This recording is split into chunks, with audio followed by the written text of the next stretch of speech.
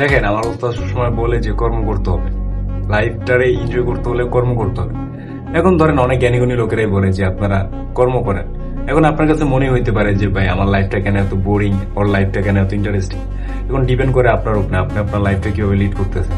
এখন ধরেন একটা ছেলে আছে, সে কিনা প্রচন্ড খেতে ভালোবাসে, যখন যেটা মন চায় ওইটাই খায়, কিন্তু সে কোনো কাজ করে না, সে প্রচন্ড লেভেল অলস।